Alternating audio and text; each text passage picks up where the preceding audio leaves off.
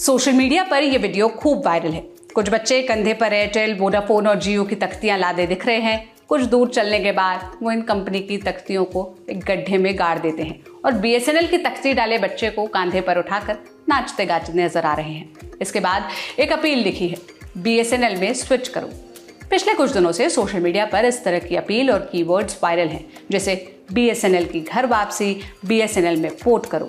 लोग खुलकर private telecom कंपनियों के खिलाफ अपनी नाराजगी जाहिर कर रहे हैं। ये गुस्सा अब सोशल मीडिया से निकलकर आम जिंदगी में भी पहुंच गया है। आप पूछेंगे कैसे?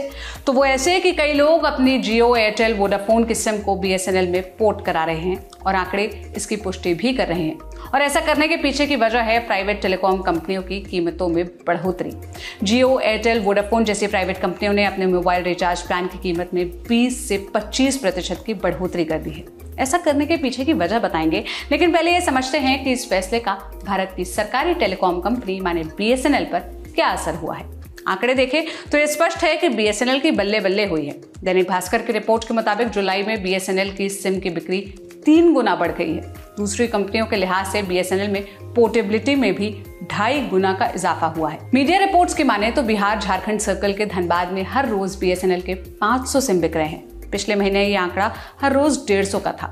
इसके अलावा महज 6 दिन में बीएसएनएल के 2500 नए ग्राहक भी बन रहे हैं। राजस्थान पत्रिका की एक रिपोर्ट में दावा किया गया कि राजस्थान में महज एक महीने में 1,61,000 के करीब लोग बीएसएनएल से जुड़े हैं। इसी अवधि में एयरटेल को 68,412 और जियो को 6,01,508 ग्राहकों ने अलविदा कह दिया। वैसे बीएसएनएल की ओर जाने वाले ग्राहकों के लिए एक अच्छी खबर भी है। बीएसएनएल कई किफायती प्लान्स अपने यूजर्स को ऑफर कर रहा है। मसलन बीएसएनएल का 107 रुपए वाला प्लान, इसमें 35 दिन की वैलिडिटी मिलती है, 3 GB 4G डेटा मिलता है और 200 मिनट की वॉइस कॉलिंग मिलती है। बीएसएनएल के 108 रुपए वाले प्लान में नए यूजर्स के लिए 28 दिन की वैलिडिटी ऑफर की जाती है और अनलिमिटेड कॉलिंग के साथ साथ 1 GB डेटा भी मिलता है।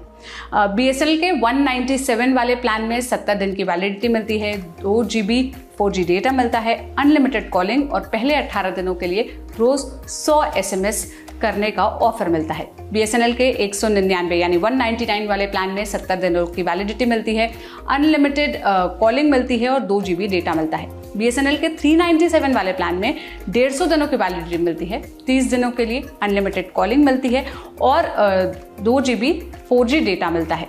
बीएसएनएल के 797 वाले प्लान में 300 दिनों की वैलिडिटी मिलती है, 60 दिनों के लिए अनलिमिटेड कॉलिंग और 2 GB डेटा मिलता है। और बीएसएनएल का जो सबसे महंगा प्लान है 1,999 रुपए का, करीब 2,000 रुपए का, इसमें 1 साल की वैलिडिटी मिलती है, 600 GB 4G डेटा मिलता है, अनलिमिटेड कॉलिंग, बीएसएनएल ट्यून्स और कई अन्य सर्विसेज के सब्सक्रिप्शन भी मिलते हैं। हालांकि ये ध्यान रहे कि अलग अलग राज्यों और इलाकों में इन प्लान्स की कीमतों में थोड़ा बहुत अंतर हो सकता है, लेकिन इस सब फायदे के बीच एक नुकसान है जो बड़ा नुकसान है।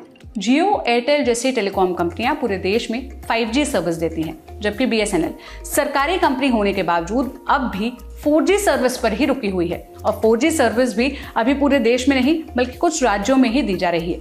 जो सरकार प्राइवेट कंपनियों को इजाजत देने और उनके लिए नियम कायदे बनाने का काम करती है, उसी की सर्विस और टेक्नोलॉजी बाकियों के मुकाबले इतनी स्लो क्यों है?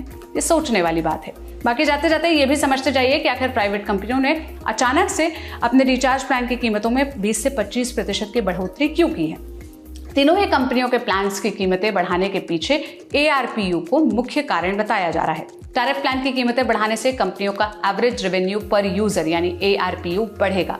ARPU का मतलब है कि कंपनियां एक यूजर से जितनी कमाई करती हैं। अगर एकदम आसान भाषा में समझे तो कंपनियों का टारगेट है कि ARPU को 300 रुपए तक ले जाया जाए, यानी एक यूजर से कंपनी को 300 रुपए मिले। इससे पहले तीनों कंपनियों ने ARPU का टारगेट 200 रखा था, जो पिछले साल ही पूरा हो गया था, जिसके बाद अब इस साल कीमत में बढ़ोतरी की गई। आने वाले दिनों में जब 300 का टारगेट पूरा हो जाएगा तो दाम और बढ़ सकता है।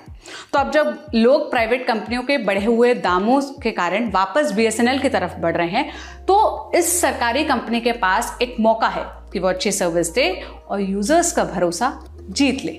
आप इस मसले पर क्या कहना चाहते हैं, क्या राय रखते हैं, कमेंट में बताइएगा। मेरा नाम सोनल है। देश और दुनिया की तमाम खबरों के लिए लल्लन टॉप देखते रहिए। शुक्रिया।